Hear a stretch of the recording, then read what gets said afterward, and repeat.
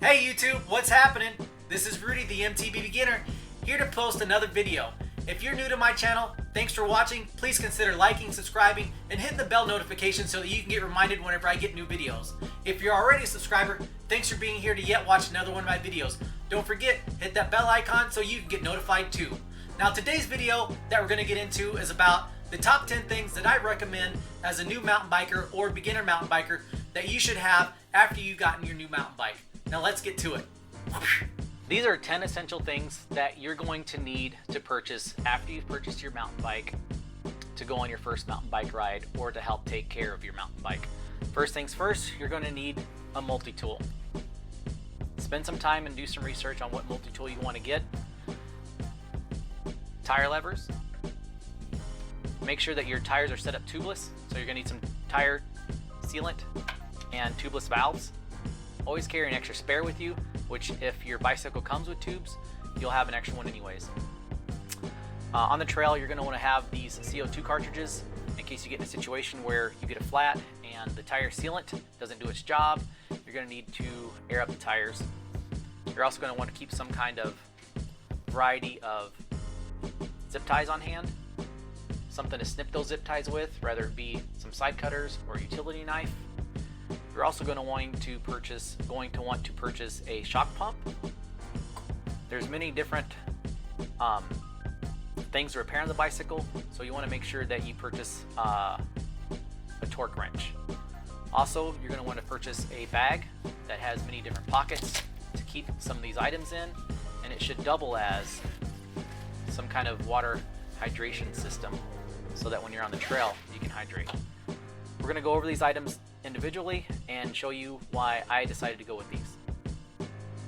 Okay, so first things first, we're going to go over the multi-tool. This is the Park Tool IB3, and I'm going to go over a few of the main key features. So it does have a chain link breaker tool. It also has the tire lever that doubles as the wrench that you're going to need to use to break that chain link with.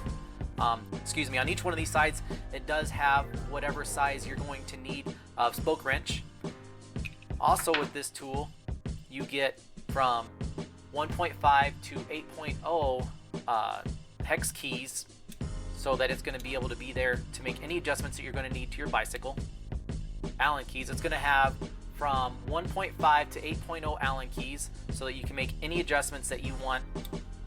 So you can make any adjustments you're going to need while you're out there on the trail. Next on the list is this Park Tool. They're just tire levers. They're real plain and simple. TL 1.2. These ones, they kind of snap together in place and they just work as they should. Nice plastic lever. I highly recommend going with a plastic lever rather than a metal lever. That way you don't scuff and scratch up your rims when you're trying to pull your tire off to fix or repair. Next on the list is your tire tubeless setup. I do use Stan's tire sealant, and of course you're going to need some kind of valve stems to that accept the tire sealant to go tubeless and pull out your tubes.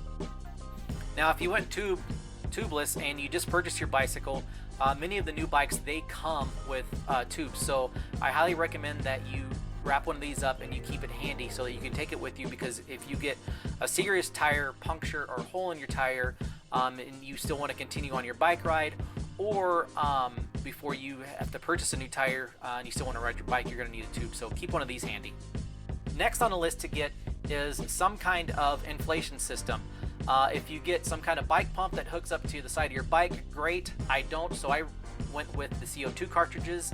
There's a really inexpensive set that comes with 2 tubes, and it comes with everything that you need in order to air up your tube whenever you're air up your tube or air up your bike whenever your tubeless sealant maybe doesn't do its job or you just need a little bit more air. I recommend getting some kind of air system to go along with you on your bike ride, whether it be some kind of a pump or CO2 cartridge system. Next on the list is various shapes and sizes of zip ties. There are many different things that you can use zip ties for whenever you're on the trail side. I highly recommend, if you have a space for them, that you put them in your bag, okay? Along that, this is a very small pair of snippers so that you can snip off the edges whenever you get them, wherever you want them, or in some kind of case, maybe if you have room for some kind of utility knife, something that you can use to cut the end of the zip ties with. Next on the list is our shock pump. You're going to want to adjust your shock pump according to manufacturer specs. A lot of the manufacturer specs go by your weight, so you're going to want to have a shock pump so that you can adjust it. Rather, maybe you've lost some weight, or you've gained some weight, or you decided that you're going to carry a little bit bigger pack. You're going to want to have a shock pump so that you can adjust those pressures in your shock to your manufacturer spec.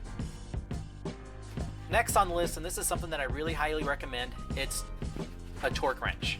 And you're going to want a torque wrench at home, so whenever you make your bike repairs yourself, you're using the right Newton meters to spec out your bike so that you have everything sitting right, because you don't want to over tighten anything, and you want to make sure that you have the correct torque pressure so that you don't under tighten anything. So I recommend getting a torque wrench, so that'll help you along with your repairs. This particular one has everything that I'm going to need throughout the duration of owning my bicycle, and probably any other bike along the way. I highly recommend getting some kind of a torque wrench. Okay, last but not least, you need to pick yourself up some kind of pack, whether it be a camel pack style that you wear like a backpack, or like this is what I decided to go with, which is a hip pack that wraps around your waist. Also, make sure that it doubles as a water hydration device, so that whenever you're out there on the trail, you stay well hydrated. Make sure that it's got plenty of room for you to pack out the things that you want to take with you. There's my multi-tool. I keep this little pliers set on hand. There's my snippers so that I can snip my zip ties, my extra tube, a poncho just in case, little poop kit in case you have to go, some tire levers.